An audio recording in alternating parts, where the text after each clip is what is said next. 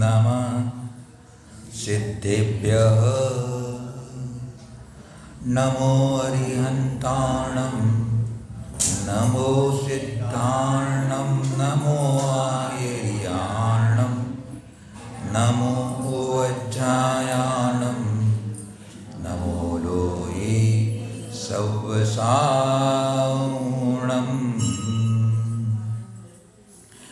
नरेन्द्रं फणीन्द्रं सुरेन्द्रं मदीशं सतेन्द्रं सुपूजे भजे नायशीशं मुनीन्द्रं गणेन्द्रं नमो जोडिहातं नमो देवदेवं सदा पार्श्वनाथम्।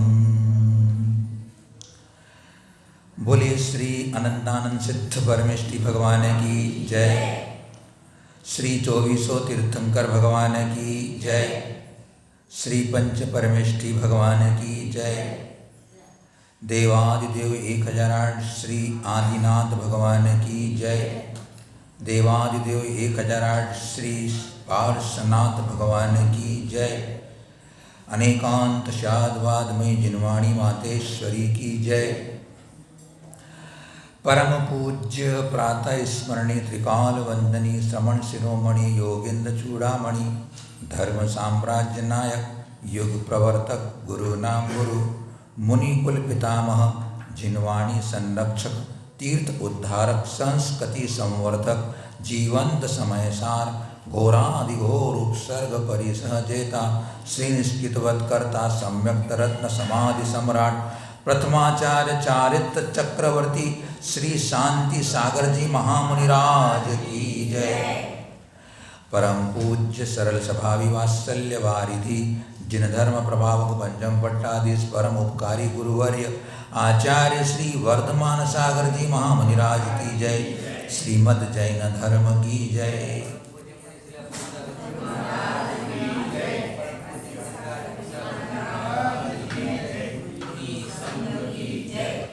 तज्जयति परमज्योति समं समस्तैरनन्तपर्यायै दर्पणतल इव सकला प्रतिफलति पदार्थमालिका यत्र।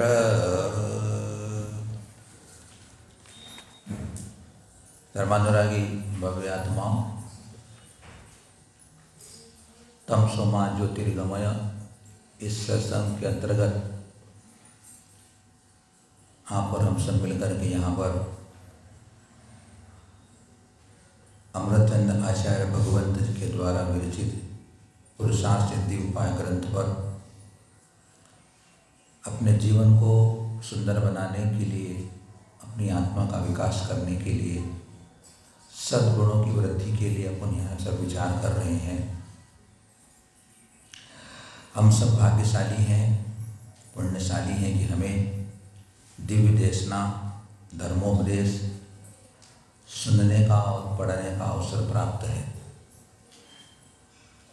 पूर्व पुण्य उदय में आता है जब कहीं जाकर के भगवान के दर्शन करने का, गुरु के चरणों में बैठ कर के उनसे धर्म श्रवण करने का और अपने जीवन में धर्म को धारण करने का भाव बनता है। अशुभ कर्म के उदय में, पाप कर्म के उदय में जीव का भाव, जीव का मन धर्म कार्यों में लगता नहीं है, इच्छा भी नहीं होती है। भाव की बात छोड़ दो, क्योंकि पाप कर्म का उदय है। कुछ ऐसे ही कर्म किए हैं जिनका कि विपाक आया तो धर्म के प्रति रुझान नहीं बन रहा है। लेकिन आप सब पुण्यशाली हैं जो हमें यहाँ दिन वचन सुनने को अवसर प्राप्त है। अमृतचंद आचार्य देव ने बताया था हमें कि सम्यक दर्शन, सम्यक ज्ञान और सम्यक चारित्र, इनका तुम्हें पालन करना चाहिए, धारण करना चाहिए। वह सम्यक दर्शन, सम्यक ज्ञान, सम्यक चारित्र व्यवहार नय से और निश्चय नय से दो प्रकार का होता है। जीवादि 7 तत्वों का यथार्थ श्रद्धान करना व्यवहार सम्यक दर्शन है, और पर द्रव्य से भिन्न अपनी निज आत्मा का श्रद्धान करना निश्चय सम्यक दर्शन है। जीवादि जो पदार्थ हैं उनको यथार्थ जानना वह व्यवहार सम्यक ज्ञान है, और परद्रव्य से भिन्न जो अपनी निज आत्मा है उसका ज्ञान करना वह निश्चय सम्यक ज्ञान है। व्रत, समिति, गुप्ति आदि का आचरण करना वह व्यवहार चारित्र है, और समस्त रागादि दोषों से रहित होकर के अपनी आत्मा में लीनता, अपनी आत्मा में स्थिरता वह निश्चय चारित्र कहलाता है। दर्शन, ज्ञान और चारित्र इन सबके पहले जो सम्यक शब्द लगाया है वो उसमें औचित्य है, उसमें हेतु है, क्योंकि अन्य अन्य दर्शन वाले भी ज्ञान से मुक्त मानते हैं, कोई चारित्र से मुक्ति मानते हैं, कोई भक्ति से मुक्ति मानते हैं। तो सम्यक शब्द का लगाने का हमारे आचार्य भगवान का उद्देश्य यह होता है कि पदार्थों के यथार्थ ज्ञान मूलक जो श्रद्धा ने उसका संग्रह करने के लिए सम्यक शब्द लगाए। क्या कहा? पदार्थों का यथार्थ ज्ञान मूलक श्रद्धान। क्योंकि जीव या आत्मा को तो अन्य दर्शन वाले भी मानते हैं, लेकिन उनके यहाँ जो आत्मा की या पुद्गल की या अन्य जो मान्यताएं हैं वह यथार्थ ज्ञान मूलक नहीं है। उन्होंने अपनी कल्पना से जैसा भी वस्तु का आत्मा का स्वरूप जाना और वैसा उनने उसको मान करके अपना धर्म समझ लिया। इसलिए यथार्थ ज्ञान मूलक श्रद्धान, और यथार्थ ज्ञान हमें कहाँ से मिलेगा? माँ जिनवाणी के चरणों में बैठकर मिलेगा। जिनेंद्र की वाणी में यथार्थ ज्ञान का प्रतिपादार्थ का प्रतिपादन हुआ है। हम जब यथार्थ वस्तु का, पदार्थों का, जीवात्मिक का हम ज्ञान करेंगे और ज्ञान करके श्रद्धान करेंगे तो वह सम्यक दर्शन नाम पाएगा। इसलिए सम्यक शब्द लगाए। जो ज्ञान के पास सम्यक दर्शन लगाया है, सम्यक शब्द लगाया है, वो संशय, विपर्यय और अनध्यवसाय, इन 3 दोषों से रहित ज्ञान ही सम्यक ज्ञान कहलाता है। संशय है, विपर्यय है और अनध्यवसाय है। ऐसा अगर अपने अंदर ज्ञान के अगर दोष है तो वो ज्ञान सम्यक ज्ञान नाम नहीं पाता है। इसलिए सम्यक विशेषण लगाया। और चारित्र के साथ जो सम्यक शब्द लगाया है वह अज्ञान पूर्वक आचरण का निषेध करने के लिए, अज्ञान पूर्वक आचरण का निषेध करने के लिए। अगर मैं यथार्थ रूप से जान करके आचरण नहीं करता हूँ तो कर्म क्षय का कारण नहीं बनेगा, मुक्ति का कारण नहीं बनेगा। शरीर को सता लेगा भले ही वो, लेकिन यथार्थ आत्मा का या पदार्थ का स्वरूप जान करके और उसके बाद आचरण करता है तो वह फिर मोक्ष का कारण बन जाता है। इसलिए सम्यक शब्द का लगाने का यह प्रयोजन है कि वह अज्ञान, इसलिए देखो आप, सम्यक दर्शन ज्ञान चारित्राणि मोक्ष मार्ग, उनमें सम्यक ज्ञान को बीच में रखा है। सम्यक ज्ञान को बीच में रखा है क्योंकि वह मध्य दीपक है। वह सम्यक दर्शन को भी प्रभावित करता है और सम्यक चारित्र को भी प्रभावित करता है। अगर समीचीन ज्ञान है तो मेरा श्रद्धान भी समीचीन होगा और दृढ़ रहेगा, विचलित नहीं होगा। और सम्यक समीचीन ज्ञान पदार्थ का है आत्मा अनात्मा का, बंध और मोक्ष का, संसार और मोक्ष का यथार्थ ज्ञान होगा, कर्म और कर्म के फल का यथार्थ ज्ञान होगा, तो फिर वह आत्मा के मोक्ष के लिए कर्म की निर्जरा के लिए तपस्या करेगा, आत्मशुद्धि के लिए तपस्या करेगा, तो वह उसके लिए कार्यकारी हो जाएगा। फिर आपने कहा कि इन सम्यक दर्शन, सम्यक ज्ञान, सम्यक चारित्र, इनमें कारण कार्य का संबंध है। जो सत्यारत रूप सो निश्चय कारण सो व्यवहारो। छड़ाला में दौलतराज ने क्या कहा? यो सत्यारत रूप सो, अब कारण सो व्यवहारो।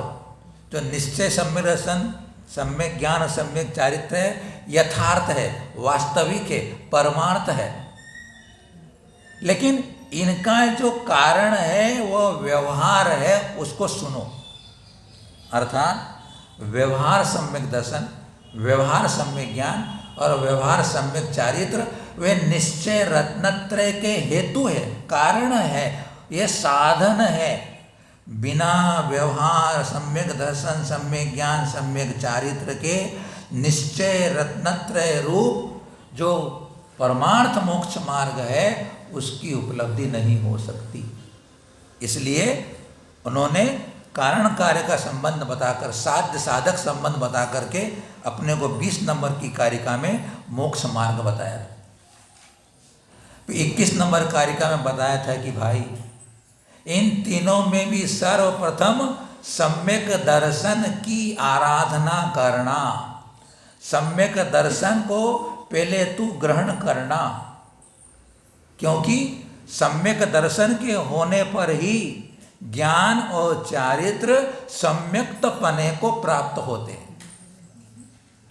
एक भव्यसेन मुनिराज थे, 11 अंग का ज्ञान था उनके पास, लेकिन अंतरंग में सम्यक दर्शन के अभाव में उनका वह ज्ञान किसी प्रकार कार्यकारी नहीं हुआ और फिर उनको अभव्यसेन नाम की संज्ञा देनी पड़ी, क्योंकि वो समीचीन श्रद्धान ज्ञान तो कर लिया था, लेकिन जब अवसर आया तो घास पे चल रहे हैं, मिट्टी से शुद्धि कर रहे हैं, अनेक प्रकार की विपरीत चर्या कर रहे हैं।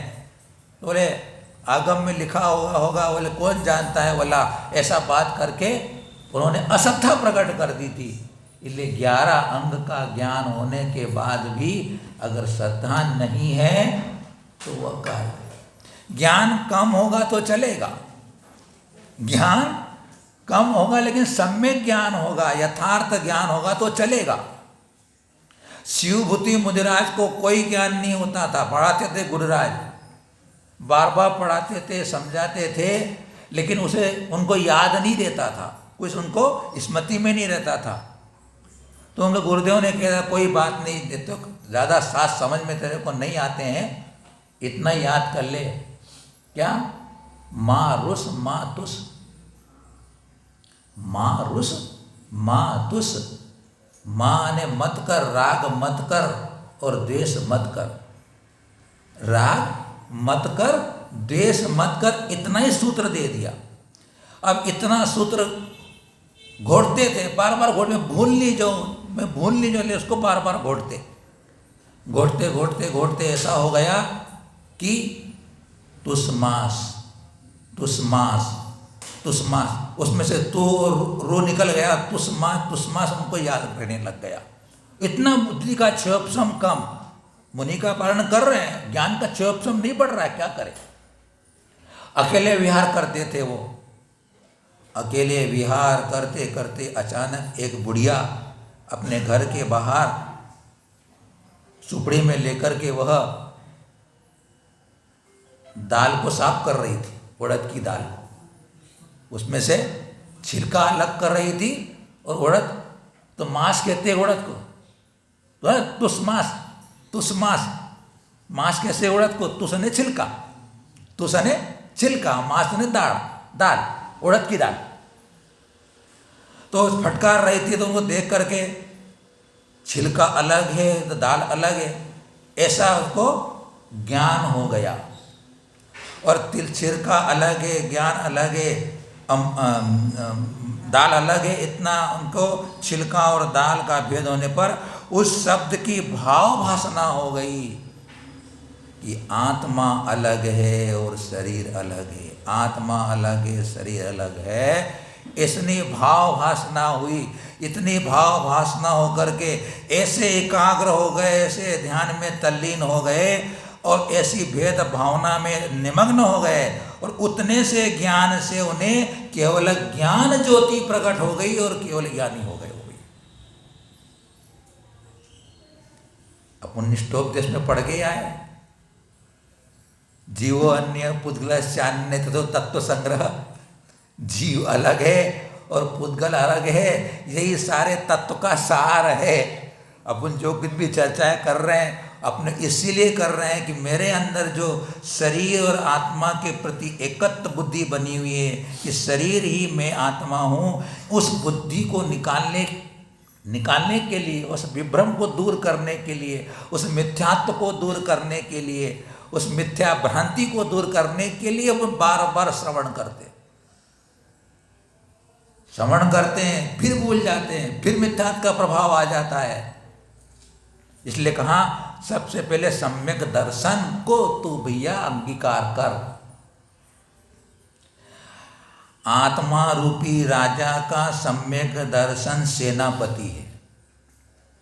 आत्मा रूपी राजा का सम्यक दर्शन सेनापति है। अगर सेना में, युद्ध में सेनापति अगर सेना में रहे तो सारी सेना में होश रहता है, जोश रहता है, उमंग रहती है, लड़ता है, मरने को तैयार हो जाता है। और अगर सेनापति भाग जाए, सेनापति ही हार जाए, सेनापति मर जाए, फिर देखो सारी सेना भाग जाती है, सारी सेना हथियार डाल देती है। उसी प्रकार हमारी आत्मा में अगर सम्यक दर्शन रहेगा तो सम्यक ज्ञान और सम्यक चारित्र अपना काम करते रहेंगे, अपने को बल देते रहेंगे, अपने साथ आत्मा को वो विशुद्ध करते रहेंगे। और देख लीजिए आप, सम्यक दर्शन ही तो आत्मा रूपी राजा का दर्शन कराता है। अपनी आत्मा रूपी राजा का दर्शन कौन कराता है? सेनापति से परमिशन लेना पड़ती है, जब अंदर जाना पड़ता है। सेनापति अपने है सम्यक दर्शन, इसलिए प्रेरणा दी अपने को कि सम्यक दर्शन को तुम प्राप्त करो। वो सम्यक दर्शन कैसा होता है आगे उन कारिका में पढ़ेंगे अपन, लेकिन उसके पहले चर्चा करेंगे अपन। हमारे पास लोग बराबर आके पूछते हैं कि महाराज जी मैं सम्यक दृष्टि हूँ, मिथ्या दृष्टि हूँ, इसकी पहचान कैसे होती? बोले सम्यक दृष्टि मिथ्या दृष्टि की पहचान कैसी होती है? तो अपने को सम्यक दृष्टि मिथ्या दृष्टि की पहचान करने के लिए नेमिचयन सिद्धांत चक्रवर्ती जीव कार्ड में अपने को कारिका बताते हैं कि मैं मिथ्या दृष्टि हूँ कि सम्यक दृष्टि हूँ। वो कहते हैं मिथ्यत्वं वेदन्तो जीवो विवरीयं दंसणोदी नय धम्मं रोचेदी तुमुहरं कुरसं जहाजरिदो। बोले कि मिथ्यात्व का वेदन करता हुआ यह जीव विपरीत दर्शनम होती, विपरीत श्रद्धान वाला होता है। मिथ्यात्व का अगर हमें उदय चल रहा है, मिथ्या दर्शन हमारे अंदर है, मिथ्या मान्यता चल रही है मिथ्यात्व कर्म के उदय से, तो वह क्या होता है? विपरीत श्रद्धान वाला होता है, उसे समीचीन श्रद्धान नहीं होता है। उसका फल क्या होता है? न धम्मम रोचेदी, उसे जिनेंद्र भगवान के द्वारा कहा हुआ धर्म रुचता नहीं है, उसे प्रिय नहीं लगता, उसमें उसकी रुचि नहीं होती। किसमें? जिनेंद्र भगवान के द्वारा कहे हुए धर्म में। उदाहरण क्या दिया? जहां ने जिस प्रकार पित्तज्वर से ग्रसित रोगी को मधुर रस भी कड़वा लगता है। पित्तज्वर से ग्रसित रोगी को मधुर रस भी कड़वा लगता है। उदाहरण दिया। अपने को देखना है अब कि मुझे धर्म जनेन्द्र भगवान के द्वारा कहा हुआ धर्म रुचता है कि नहीं, उसके प्रति मेरे को उत्साह है कि नहीं, प्रीति है नहीं कि उसमें अच्छा लगता ही नहीं धर्म श्रवण करने में, धर्म धारण करने में। अगर मेरी अभी रुचि नहीं बन रही है तो मेरे अंदर प्रश्न चिन्ह लगता है कि हो सकता है मैं मिथ्यात्व ग्रसित हो, मिथ्यात्व ग्रसित हो, मैं ऐसा हो सकता है, संभावना हो सकती है। देखो उदाहरण को देखते अपन, किसी को बुखार आया हुआ है या बुखार नहीं है, उसकी परीक्षा कैसे करते अपन?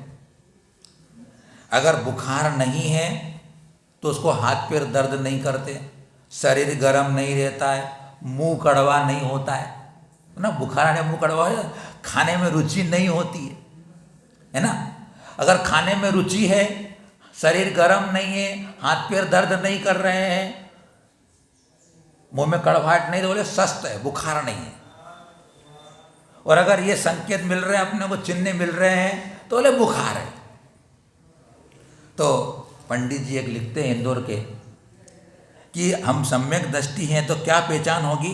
नंबर 1, धर्म की आराधना लोभ लालच से तो नहीं करते हम। सम्यक दर्शन की पहचान क्या? मैं धर्म का आराधन लोभ लालच से तो नहीं करता हूं, किसी दूसरे के दबाव में आकर के तो नहीं करता हूं, दूसरों के देखा देखी तो नहीं करता हूं, कुल परंपरा से तो नहीं करता हूं। लोग मंदिर आते हैं तो बोले मेरे बाप दादा आते आते इसलिए मेरे को भी मंदिर जाना चाहिए। अगर यह दृष्टिपात अगर है, दृष्टि में है, तो फिर उसका मंदिर आना सार्थक नहीं होता। तो कुल परंपरा से मैं करूं, मेरे कुल परंपरा में भगवान की पूजा करना आया है, धर्मदान करना, अभिषेक करना आया है, भगवान दर्शन करने जाना चाहिए, गुरु के पास जाना चाहिए, ऐसे कुल परंपरा ही ऐसा करता है, तब इस सम्यक्त का चिन्ह नहीं है।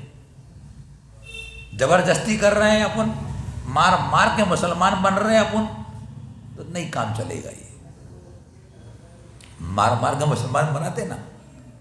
अगर आपके अंदर जिनेंद्र भगवान के प्रति रुचि, प्रति उनके उपदेश के अंदर ये मेरे हित की बात करने वाली बात है, अब आते हो करते हो, सम्यक दृष्टि, किसी से पूछने जाने की जरूरत नहीं आपको।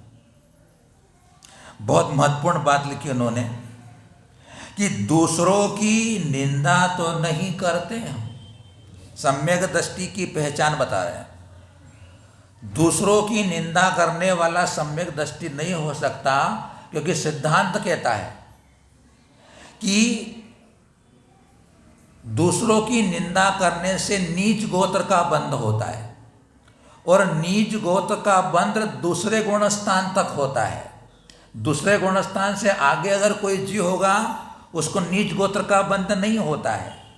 तो अगर मैं किसी की दूसरे की निंदा कर रहा हूं, तो मैं दूसरे गुणस्थान तक वर्त रहा हूं या पहले गुणस्थान में वर्त रहा हूं, क्योंकि नीच गोत्र का बंध वही होता है, और दूसरों की निंदा करने का भाव बन रहा है।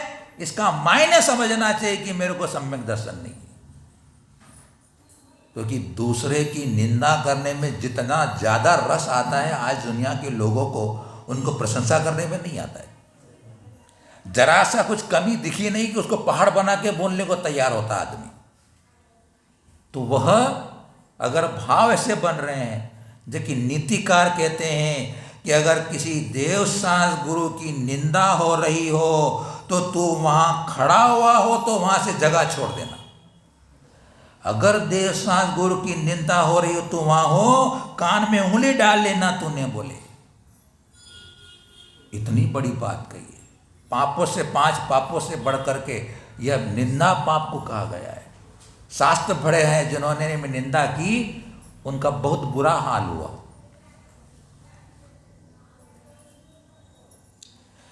अभी जो निंदा करते उसका भी एक कहानी सुनाएंगे आपको, बहुत बढ़िया कहानी हो वाली।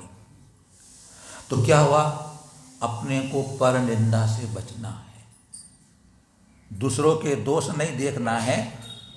दुनिया में होता क्या है, दूसरों को क्या करना चाहिए उसको पूरा ज्ञान है, लेकिन मुझे क्या करना चाहिए उसका ज्ञान नहीं है। दूसरों को क्या करना चाहिए उसका सारा ज्ञान है अपने को, मुझे क्या करना चाहिए उसका ज्ञान नहीं है। ये दुनिया की तासीर है लोगों की, क्या करें। इसलिए तो अपन पात्र बन रहे हैं, भजन बन रहे हैं दुख के। दूसरी बात के उनने कि प्रतिकूलता आने पर विचलित नहीं होना।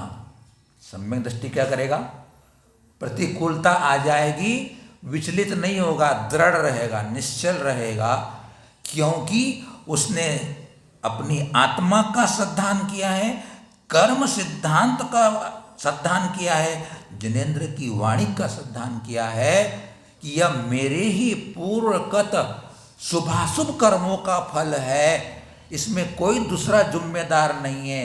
अब मुझे इसको साम्य भाव से सहन कर लेना चाहिए, जिससे कि मेरी कर्मों की निजरा हो जाए। इतना चिंतन करके वो अपने को प्रतिकूलताओं में संभाल के रखता है। आकुलित व्याकुलित नहीं होता है, किसी पे दोषारोपण नहीं लगाता है। सबसे पहले जब सरदृष्टि बनी है, सम्यक दृष्टि बनी है, आत्मदृष्टि बनी है, तो परदृष्टि पहले नहीं बनता है, पहले स्वदृष्टि बनता है। दूसरों को दोष नहीं देता है वो। यह सम्यक दर्शन की पहचान। इस लोक परलोक पुण्य का फल आत्मा परमात्मा की शंका नहीं करता है वो। ये लोक परलोक का शंका नहीं करता। परलोक भी है, यह लोक भी है, पुण्य का फल, उसके संबंध में जो कुछ भी आगम में लिखा है वो संबंधी शंका नहीं करता है वो। और आत्मा और परमात्मा पर शंका नहीं करता है। निसंकित आदि 8 अंगों का पालन करना होता है सम्यक दृष्टि को। निसंकित आदि 8 अंग, इसकी चर्चा भी आने वाली इस ग्रंथ के अंदर। और फिर 25 दोषों से रहित वह आचरण करता है सम्यक्त का, तो सम्यक दृष्टि है। किसी से पूछने की जरूरत नहीं अपने, मैं ही मेरे अंदर की भाव जानता हूं कि मेरे क्या भाव चल रहे हैं। और हम अगर थोड़े सिद्धांतिक बातों में जाएं तो हमको कह दिया है कि सम्यक दर्शन 2 प्रकार का होता है, सराग सम्यक दर्शन, वीतराग सम्यक दर्शन। सराग सम्यक दर्शन के गुण कहे, सराग सम्यक दृष्टि के चिन्ह कहे, सराग सम्यक दृष्टि के लक्षण कहे। प्रसम, संवेग, अनुकंपा और आस्तिक। प्रसम, संवेग, अनुकंपा और आस्तिक, ये 4 गुण अगर मेरे अंदर है, मैं सम्यक दृष्टि हूं। प्रसम, प्रशस्त रूप से समन करना कषायों का, कषायों की तीव्रता नहीं, कषायों की उग्रता नहीं। अगर मेरे अंदर कषायां समन रहती है, क्रोध, मान, माया, लोभ, ये कषाय मेरी उपशमन रहती है, मैं उपशमन रखता हूँ, तीव्रता आने पर भी संभलता हूँ, और तीव्रता हो जाए तो निंदा स्वयं की करता हूँ। सम्यक दृष्टि के 8 गुणों की चर्चा आती है, उसमें एक स्वनिंदा नाम का गुण भी आता है। उपशम भाव, प्रसम भाव, संवेग भाव, भक्ति और स्वनिंदा। स्वनिंदा करता है, क्यों मैं कर्मों के आवेश में आ गया, क्यों मैंने दूसरों के प्रति बुरे भाव कर लिए। आत्मनिंदा करता है, पर निंदा नहीं करता है। सम्यक दृष्टि आत्मनिंदा करता है, पर निंदा नहीं करता। अगर इतना सजग है वह अपने आत्म कल्याण के लिए, इतनी सावधानी है, तो सुनिश्चित है, आसन्न भव्य है, बहुत जल्दी तिर जाएगा वो। सजगता अपने को रखनी पड़ेगी, भावों को संभालना अपने को पड़ेगा। जब मैं जनवाणी में आया है, सुनता हूँ, पढ़ता हूँ, जितना मेरा सामर्थ्य चले मैं उसे आचरण में लाता हूँ, वो मेरे काम का हो जाता है।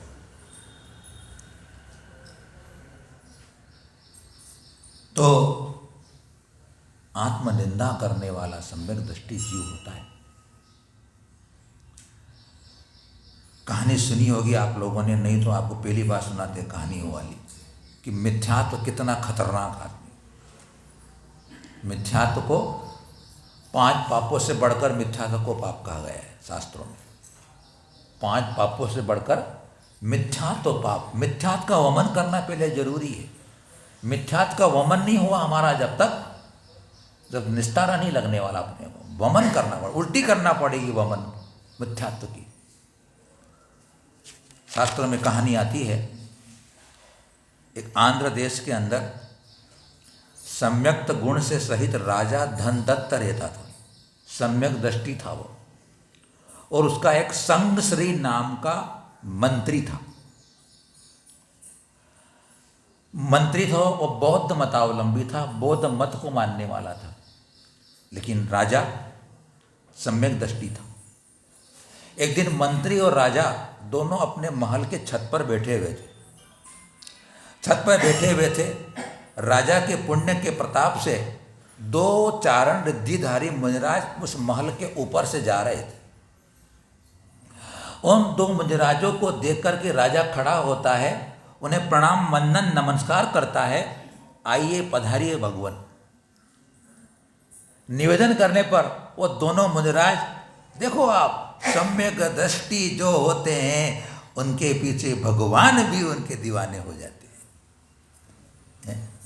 सम्यक दृष्टि इसके अंदर चल रही हो, शुद्ध भावना चल रही हो, देवसार गुरु के प्रति इसका समर्पण का भाव हो, जाते हुए गुरुराज उनके चरण, उनके पास आके रुक जाए। सम्यक का प्रभाव था उनका।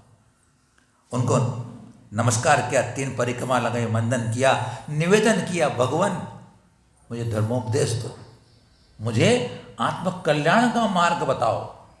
सम्यक दृष्टि होकर फिर भी गुरु मिले हैं, फिर मुझे और दृढ़ता हो जाए।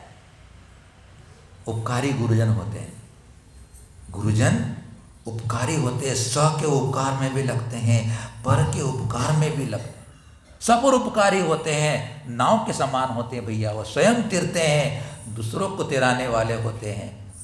अनुकंपा उनके अंदर बहती है कि संसार के सारे प्राणी सुखी हो जाए, सुखी रहे। धर्मोपदेश दिया, बौद्ध मंत्री ने भी धर्मोपदेश सुना। अब रिद्धिधारी मुनिराज ज्ञान के भंडारी उपदेश सुने, मिथ्या दृष्टि का मिथ्यात्व गलित न हो। उस बौद्ध मंत्री ने मिथ्यात्व छोड़ दिया, बौद्ध मत का त्याग कर दिया, श्रावक के वध धारण कर लिए। मुनिराज से श्रावक के दत्त प्राण कर लिए उसने, सम्यक दृष्टि वो भी हो गया। अब उसने बौद्ध भिक्षुओं के पास जाना बंद कर दिया। बौद्ध मतावलंबी जो गुरु थे उसके, उनके पास जाना बंद कर दिया। देख लो आप, सम्यकता आने के बाद वो मिथ्या देव के पास नहीं जाता है, मिथ्या गुरु को नहीं मानता है, मिथ्या गुरु शास्त्र को नहीं मानता है। वो 8-15 दिन, 1 महीना बीत गया। बौद्ध भिक्षु सोचते हैं क्या बात है, मंत्री आ नहीं रहा है। बोले तो मंत्री जी बराबर आते थे अपने पास। बौद्ध भिक्षु ने खबर पहुंचाई मंत्री को।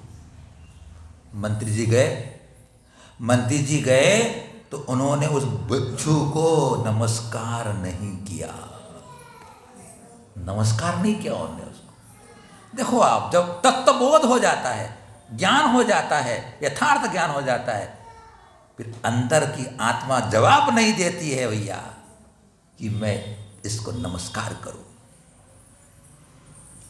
तो बोले, मैं पूरी घटना सुनाता है मंत्री कि देखो साहब, मैं छत पे बैठा हुआ था, 2 चारण रिद्धिधारी मुनिराज आए, उन्होंने उपदेश दिया मेरे को, और मैंने मिथ्या धर्म का त्याग कर दिया है, इसलिए मैं नहीं।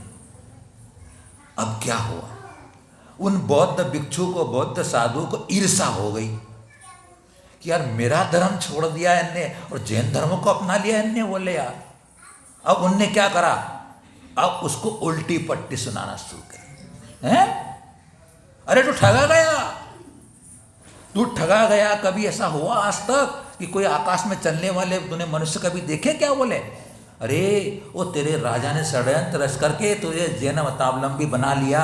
अरे सब मिथ्या बातें हैं, कुछ नहीं है। बोले देखो आप, खोटे गुरु के पास जाओगे तो खोटी ही तुमको संगत उपदेश मिलेगा, मिथ्या उपदेश मिलेगा।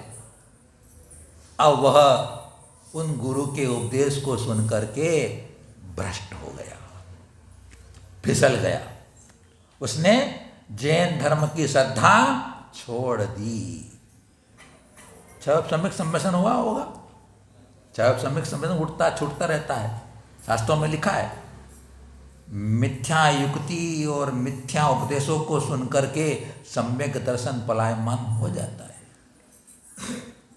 इसलिए कहा है भैया, ये तो कोहिनूर हीरा है, बहुत संभाल के रखना पड़ता है। सम्यक दर्शन कोहिनूर का हीरा है, बहुत संभाल के रखना पड़ता है इसको। वो मिथ्यामती हो गया। अब एक दिन समय बीता, राजसभा लगी हुई थी और वो धनदत्त राजा ने वो घटना सुनाई कि हम छत पे बैठे हुए थे और दो चार निधिधारी मुजराज आए, उन्होंने इतना उपदेश सुनाया हमको। तो उन्होंने मंत्री जी को आग्रह किया। अब देखो कैसा पाप फलता है, देखो आप। मंत्री जी को आग्रह किया कि मंत्री जी सारी घटना सबको बताओ बोले। अब देखो मंत्री जी क्या बोलते हैं। मंत्री खड़ा हो गया, असंभव असंभव, कभी ऐसा हो नहीं सकता। राजा ने क्या कहा था कि चारण निधिधारी मुनिराज आए थे, आकाश मार्ग से चलकर आए थे, निर्गंध मुनि थे, निष्प्रगही मुनि थे, वीतरागी संत थे। बोले असंभव, कभी ऐसा हो सकता है क्या? सब मिथ्या बात है। राजा ठीक नहीं, झूठ बोल रहा है। बोले देखो आप, मिथ्यात्व आने पर कैसा जीव का परिणाम हो जाता है। उस कहानी में अंत में लिखा है, जैसे ही उस मंत्री ने यह कहा असंभव, झूठी बात है, हो नहीं सकता कि कोई ऐसा मानव आकाश में चल के गमन करता हो। उन्होंने गुरु का मिथ्या अपलाप किया, उसी समय उसकी दोनों आंखें फूट गई, दोनों आंखें फूट गई भैया उसकी, और वह दुर्गति का पात्र हो गया। उसी समय फल मिल गया। इसलिए भैया कभी भी सच्चे देव शास्त्र गुरु के प्रति हमारा मिथ्या श्रद्धान नहीं होना, समीचीन श्रद्धान करना, और कभी मिथ्या अपलाप नहीं करना, शास्त्र की बात करना। शास्त्र में जो लिखा हो, आगम में लिखा हो, आगम के अनुसार चर्चा बात करना। आगम के विरुद्ध बोलने पर भैया ज्ञानावर्णी कर्म का आश्रय भी हो जाता है, और ऐसा शुभ कर्म बन जाएगा कि फिर पूछो मत भैया। इसलिए मिथ्यात्व को अपने को छोड़ने की बात यहाँ पर कही। तो आज अपने को इसलिए सम्यक दर्शन की पहचान कर लेते, प्रसम भाव हो गया अपना। कसायों का उपशमन, प्रसम के बाद संवेग, धर्म और धर्म के फल में प्रीति, धर्म में प्रीति और धर्म के फल में प्रीति, या फिर संसार के दुखों से भयभीत रहना, यह संवेग कहलाता है।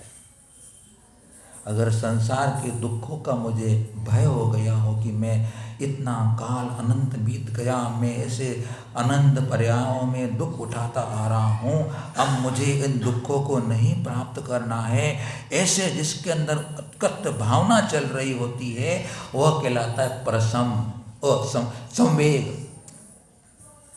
समीचीन वेग, संवेग, भयभीत हो चुका है। संसार के कर्म बंध का उसे भय रहता है, मुझे कोई ऐसा कर्म न बन जाए कि मेरा संसार बढ़ता चला जाए। संवेग, अनुकंपा, दया का भाव, करुणा का भाव, मैत्री का भाव, दूसरों के दुख को देख करके अपना दुख मान करके उसे दूर करने की भावना कि यह अशुभ कर्म का मारा हुआ जीव दुखी हो रहा है, संतापित हो रहा है, परेशान हो रहा है, कैसे इसका दुख दूर हो जाए, कैसे दुख दूर करूं, क्या करूं, कैसी सहायता करूं, कैसा उसको सहयोग करूं जिससे कि इसका दुख दूर हो जाए। दूसरे की पीड़ा में अपने को पीड़ा हो रही है भैया। अनुकंपा दूसरे जीव को मरने से बचाने का काम करेगा, दूसरे जीव को नहीं मारता है। या अपन जब समझते हैं, सुनते हैं कि प्राणी मात्र में सभी में सिद्ध के समान आत्माएं विराजमान है। अनुकंपा का मतलब दया होता है दूसरों के प्रति, वह भी मेरे जैसे आदमी है, मेरे जैसा जीव है। अगर मुझे दुख कितना होता है किसी बात को लेकर के, तो उसको कितना दुख हो रहा होगा। नीतिकार कहते हैं जो व्यवहार अपने को अच्छा नहीं लगता वैसा व्यवहार दूसरे के साथ भी नहीं करना। जो अपने को अच्छा व्यवहार नहीं लगता दूसरों का, तो वो व्यवहार दूसरे के साथ भी अपन क्यों करें। जब सभी आत्माएं सम्यक दृष्टि का मतलब ही है सब में समान दृष्टि जिसकी हो जाती है, वो सभी में एक आत्म तत्व को देखता है। अब वह स्त्री पुरुष नपुंसक छोटा बड़ा ऊंचा नीचा गरीब अमीर में नहीं देखता है। वह पहले दृष्टि कौन सी होती है, सम्यक दृष्टि की दृष्टि पहले द्रव्य दृष्टि हो जाती है, वो सामान्य दृष्टि वाला हो जाता है। वो भेदभाव को बाद में देखता है, पहले द्रव्य को देखता है। अब विचार करना अपने को है, मैं सम्यक दृष्टि की मिथ्या दृष्टि हूँ। अगर मैं आलू खा रहा हूँ, प्याज खा रहा हूँ, गाजर खा रहा हूँ, मूली खा रहा हूँ, तो मैं सम्यक दृष्टि हूँ कि नहीं। अरे तेरे में अनुकंपा नहीं है, तू खा रहा है इनको। तेरे में दया भाव नहीं है, तेरे अंदर करुणा नहीं है। जब शास्त्र में पढ़ा है तूने, शास्त्र में सुना है तूने कि इनमें सब असंख्यात अनंत जीव होते हैं, तो तेरी करुणा कहाँ चली गई। तूने भगवान की वाणी पर श्रद्धान कहाँ किया, अनुकंपा कहाँ है। एक मुझे चाकू का धार लग जाता है सब्जी बनाते हुए, तो मैं आह करता हूँ, चिल्लाता हूँ, चीख लेता हूँ। और जिनको भून करके खा रहा हूँ मैं, उनका क्या होगा। विचार करने की बात है। दया किसके अंदर आएगी कि सब सभी जीव मेरे जैसे हैं, उनको भी जब पकाऊंगा और खाऊंगा तो उनको दुख नहीं होगा क्या। इतना जब विचार करता है वह भव्य आत्मा जो थोड़ा सा तत्व ज्ञान समझता है, तो इन अभक्ष पदार्थों को सेवन नहीं करता है। अनुकंपा जगती है उसे। बाकी अभक्षों की बात कर छोड़ दो। अभी जो घर में बन रहा है, अपने घर में बन रहा है और बड़े चाव से खा रहे हैं अपन, नहीं है भैया। सम्यक से दूर हो, इसमें किसी को कोई संकोच नहीं सोचना चाहिए भैया। सम्यक दर्शन की बात करते हैं अपन, इतना महत्वपूर्ण उसको देते हैं, उसका इतना सम्मान करते हैं, कुछ तो विचार कर रहे अपन बहुत। अरे दुनिया में जो नहीं खा रहे वो भी जी रहे कि नहीं जी रहे। आसक्ति क्यों हुई, जो कसाय क्यों जगी तेरी उस पदार्थ के प्रति, लालसा क्यों जगी, सम्यक नहीं है। तीव्र लोभ कसाय में, तीव्र लालसा के लप्सा के प्रभाव में ही वह ऐसे पदार्थ को खाने की इच्छा करेगा। चंद समय का, कुछ समय का वो स्वाद आपको कितने भाव तक भ्रमण कराएगा, कितनी दुर्गति में ले जाएगा, उसका लेखा जोखा किसके पास है। कुछ अपने अंदर धर्म में और धर्म के प्रतिफल में प्रीति हुई है, कुछ तो रूपांतरण होना, पूरा रूपांतरण होना चाहिए। कि जैन कुल में उत्पन्न हुआ हूं मैं, अरे इनको नहीं खाऊंगा तो मरूंगा नहीं।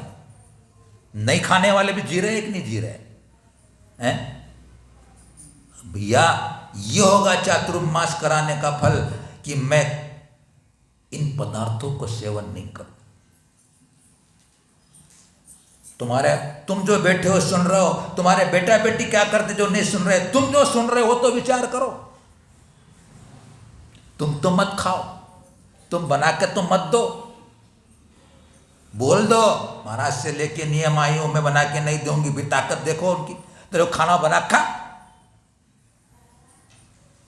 नानी याद आ जाएगी बना खाने में, नानी आ जाती है।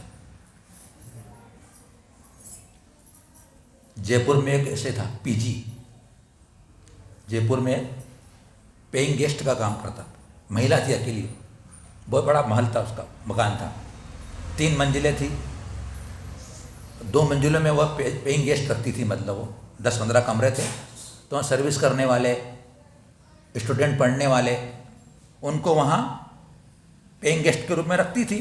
उनको भोजन बना के देती थी, चाय वगैरह जो कुछ भी, और खाना एकदम बढ़िया बेस्ट। लेकिन उसका नियम था कि तुमको खाना सिर्फ 28 दिन मिलेगा, 30 दिन 3 दिन नहीं मिलेगा। बोले भोजन तुमको 28 दिन ही मिलेगा। मेरा पेइंग गेस्ट बनोगे 28 दिन। दूसरे लोगों ने पूछा क्यों भाई 28 दिन क्यों, 30 दिन क्यों नहीं, महीने के तो पैसे तो महीना तो पूरा लेते हो तुम, 30 दिन के पैसे लेते हो कि तुम तो बोले 28 दिन देते हो। मेरा नियम है, मेरा कायदा क्या करूँ। बोले मैं दूसरे फिर 8-15 दिन के बाद फिर व्यक्ति में लगे हो, भाई तुम्हारा बस नियम समझ में नहीं आया, तुम 28 दिन ही भोजन देती हो। तो उस महिला ने उत्तर दिया, सत्य कथा है, सत्य कहानी है ये वाली, कि मैं 28 दिन इसलिए देती हूँ कि इनकी रोज की जो डिमांड होती है, ऐसा बना, ये नहीं बनाया, वो नहीं किया, ऐसा नहीं किया, ऐसा बनाना चाहिए, ये कम था, ये ज़्यादा था, इनकी ये कथा न सुनने के लिए मैं 2 दिन भोजन नहीं देती हूँ। बोले तो क्यों? और जब 2 दिन ये भोजन बाहर करने जाते हैं, और जब बाहर जाते हैं आंटी का पैसा ज़्यादा लगता है और वो स्वाद का जैसा नहीं मिलता जैसा मैं देती हूँ, तब उनको याद आती है कि वो आंटी जी तो बहुत बढ़िया भोजन बनाती है। बोले यार, पैसा भी ज़्यादा जाता है और स्वाद नहीं मिलता है। जब तुम नहीं दोगे तब उनको नानी याद आ जाएगी बना करके खाने में। तो भैया आज का दिन अच्छा दिन है, दूज का दिन है। दूज का दिन बहुत पवित्र दिन होता है। मन बना लो इस चद्दर से, इस दरी से उठ के वे जाना, तो मन बना के जाना कि मैं इस चातुर्मास के अंतर्गत ऐसा संकल्प लूँगा कि मैं ताजीवन, जीवन पर्यंत के लिए इन अभक्ष पदार्थों को, आलू, प्याज, लहसुन, काजा, गाजर, मूली, ऐसे पदार्थ भले तुमको हष्ट पुष्ट करने वाले होंगे। डॉक्टर बोलता है लहसुन खाओ, ब्लड प्रेशर ठीक रहेगा, है ना। यहाँ गुरुजन कहते तेरी आत्मा स्वस्थ रहेगी, छोड़ दे तो नहीं सुनता आदमी। आदमी नहीं सुनता है। शरीर के लिए, नश्वर के लिए, पुद्गल के लिए, जो कि कभी साथ देने वाला नहीं है। डॉक्टर भगवान है। डॉक्टर क्या है? भगवान है। वो कह दिया तो वह ठीक है। तो भैया अनुकंपा का भाव बनाना। और अगर जो कोई नौजवान लोग बैठे हों, पढ़ने लिखने वाले बैठे हों, उनको बाहर जाना पड़ता है, कभी कॉलेजों में जाने पड़ते हैं, तो कम से कम अपने घर में आकर के तो तुम मत खाओ। घर में तुम मत खाओ। नहीं कुछ अगर तुम्हारे को लगता है भैया सर्विस वाले हैं, दुकान वाले हैं, हमको होटलों में जाना पड़ता है कभी कभी, तो वहाँ तो महाजी में नियम ले लो, मैं सदेगा नहीं। क्यों नहीं सदेगा भाई? डायरेक्ट मैं नहीं खाऊंगा, चम्मच लग जाएगी, कोई तकलीफ नहीं। कितने मार के तुम्हारे को बचने के लिए भैया साधना तो प्रारंभ करो, अभ्यास तो प्रारंभ करो। नहीं होता है, 1 साल का नियम लो अभी आप। बात कौन सी है? जीवन पर्यंत खाना है। सम्यक दृष्टि बनना चाहता हूं मैं। सम्यक दृष्टि ऐसा बना जाता है क्या? नियम ले लो। नहीं अगर तुम्हारा जीवन पर्यंत की सामर्थ्य पैदा हो रही, 1 साल का नियम लेके चलो। 1 साल साधना कर लो, आप अभ्यास कर लो उसका, 1 साल का नियम ले। कोई तकलीफ नहीं पड़े, शरीर कमजोर, वजन घट जाए तो हमारे पास आ जाना, तुमको मावा मिष्ठान खिला देंगे। नहीं खाने वालों का वजन घट जाए, यहाँ आ जाना, तुमको मावा मिष्ठान खिला के तुम्हारे वजन बढ़ा देंगे। लेकिन 1 साल का नियम लेके जाओ। तो बंधुओं, ये सार्थकता होगी। बाकी सुनने से क्या होता है? सुनने से कुछ नहीं होता है, धारण करना पड़ता। धरती इति धर्म, धर्म धारण करने की चीज है, धर्म श्रवण करने की चीज नहीं है। धारण किया जाता है। धारण करोगे तो आप भाव सागर से तिरोगे। अंतिम बात थी आस्तिक। आस्तिक का मतलब है कि वो 6 द्रव्य अर्थात शुद्ध जीवास्तिकाय आदि, शुद्ध आपके नाम से पंचास्तिकाय आदि, शुद्ध द्रव्य, शुद्ध जीवादि द्रव्य, शुद्ध जीवादि तत्व, इन सब की वह श्रद्धा रखता है, आस्तिकपना स्वीकार करता है। यह है आस्तिक, अंदर से बिल्कुल दृढ़ निश्चल। ऐसा आस्तिक गुणगर है। तो प्रसम, संवेग, अनुकंपा, आस्तिक, ये अगर 3-4 गुण अगर मेरे अंदर है तो हमको पूज्यपाद आचार्य भगवान कहते हैं तो सराग सम्यक दृष्टि है। 6ठे गुण स्थान तक इसकी पहचान होती है। 7वें गुण स्थान से वीतराग सम्यक दृष्टि हो जाता है।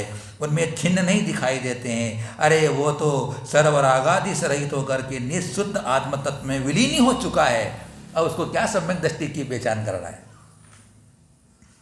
तो बंधुओं, यह हमें श्रद्धा को ठीक रखना है, मिथ्यात्व को छोड़ना है। यही हमारे जीवन की सार्थकता होगी। कैसा भी करके हमारे भावों को उठा रखा है, सम्यक धारण करना है। तो हमारा मनुष्य जन्म सार्थक हो जाएगा। आप सबके लिए शुभकामनाएं, शुभ आशीर्वाद।